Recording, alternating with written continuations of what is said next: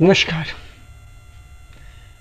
इस वीडियो में मैं शांतनु मुखर्जी आपका स्वागत करता हूं। इस वीडियो को लाइक ज़रूर करें, इस चैनल को सब्सक्राइब ज़रूर करें और हाँ, साथ में इस वीडियो को हो सके तो शेयर भी ज़रूर करें। डोरबेल, जिसे हम लोग कॉलिंग बेल भी कहते हैं, कई घरों में लोग क्या करते हैं कि ये डोरबेल या फिर ये कॉलिंग बेल, जो भी आप कहें, इस बेल को बजाकर घर के अंदर में जो लोग हैं उनको, घर के बाहर जो लोग खड़े हुए हैं वो लोग इस डोरबेल बजाकर, इस कॉलिंग बेल को बजाकर, इसके सहारे से घर के बाहर, दरवाजे के बाहर अपनी मौजूदगी का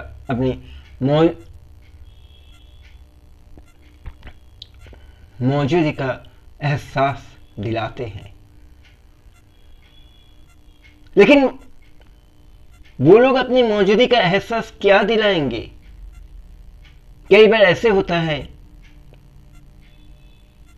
कि इस डोरबेल की स्विच को दबाते ही घर के अंदर से भयानक चीख का आवाज आते हैं, रोने की आवाज आते हैं, दिल दबाने देने वाला हंसी की आवाज आते हैं, कुछ शीशे जैसे चीजें टूटने की आवाज आते हैं।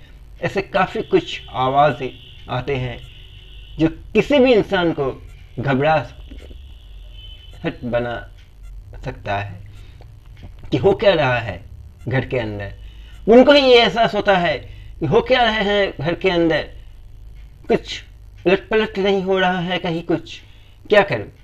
आसपास के पड़ोसों को बुलाऊं, उनसे मदद मांगूं या खुद भाग जाऊं? इस हालत में इस घर के अंदर घुसना सही नहीं है, घर की लोगों को डिस्टर्ब करना सही नहीं है, खुद यहाँ से भाग जाओ, क्या करूं? ऐसा लगता है लोगों को। सिर्फ ऐसा ही नहीं, उस घर के पड़ोस में जो रहते हैं उनको भी मुसीबत होता है समझने में कि क्या हुआ, इस घर में अचानक कहीं कुछ मुसीबत तो नहीं आ गया। देखूं, जाके सहायता करने की कोशिश करूं। अगर वह घर किसी रास्ते के पास हो तो रास्ते से आने जाने वाले लोगों को बेचैन हो जाते हैं कि हो क्या रहा है घर के अंदर, कोई रो रहा है या कुछ टूट रहा है एक के बाद एक चीज, कोई अजीब अजीब से हंसी, डरेलू हंसी हंस रहा है या फिर रो रहा है, जो भी हो, चीख रहा है, हो क्या रहा है, क्या करूं? सहायता करने के लिए कुछ करूं? लेकिन बात यह है, वह ना तो कोई रोता है, ना तो कोई हंसता है, ना तो कोई चीखता है, ना तो कोई शीशे या कोई चीज गिरकर टूट जाता है। ये सारे के सारे आवाज उस कॉलिंग बेल या फिर उस डोर बेल से ही होता है।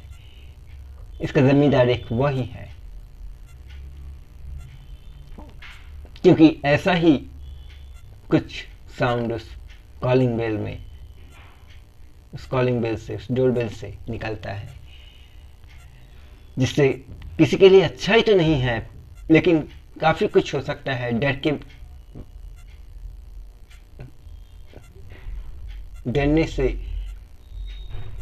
काफी कुछ हो सकता है, घबरा कर लोग काफी कुछ कर सकता है, ऐसा काफी कुछ हो सकता है। और इसीलिए, बस इसीलिए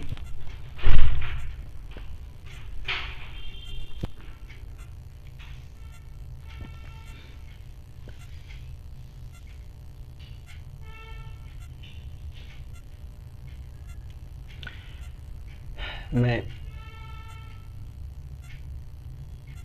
हमारे सारे के सारे व्यूअर्स, सारे के सारे देशवासियों से यही रिक्वेस्ट करूंगा कि आप लोग ऐसे डरेलू आवाज़ वाले कॉलिंग बेलों का, डोर बेलों का इस्तेमाल घर में नहीं कीजिए। कोई अच्छा सा रिदम, अच्छा सा मेलोडी भरा कॉलिंग बेल का यूज़ कीजिए। अगर वो आपको पसंद ना हो तो नॉर्मल जो डिंग डंग वाला बेल होता है उनका यूज़ कीजिए। उससे कम कोई हादसा तो नहीं होगा डर से कि कोई किसी की दिल में कोई घबराहट नहीं पैदा होगा। किसी के दिल में घबराहट पैदा होने से कोई उल्टा सीधा कुछ तो नहीं होगा, कम से कम इतना तो होगा।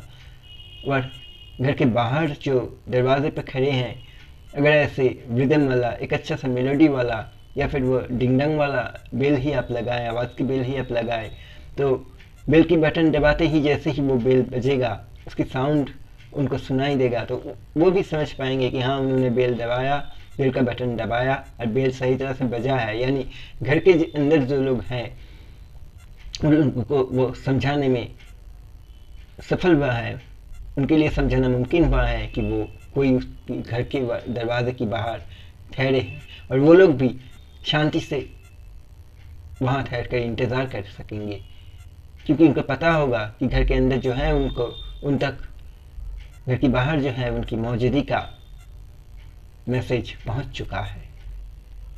लेकिन अगर आप लोग ऐसे डरेलू आवाज़ों की calling bells, door bells use करेंगे तो काफ़ी उल्टा कुछ हो सकता है। इसलिए मैं मेरे सारे व्यूअर्स के साथ साथ सारे देशवासी से फिर से एक बार रिक्वेस्ट कर रहा हूँ कि ऐसे डरेलू आवाज़ वाले, ऐसे डरेलू आवाज़ पैदा करने वाले calling bells, door bells please घर में मत लगाइए, इनका इस्तेमाल मत कीजिए। मैं उम्मीद करता हूँ पूरी तरह से कि मेरे इस वार्ता के साथ आप लोग सहमत होंगे और आप लोग भी इस पर सोचेंगे अपने घर में कॉलिंग बेल या डोरबेल का इस्तेमाल करते हुए। धन्यवाद।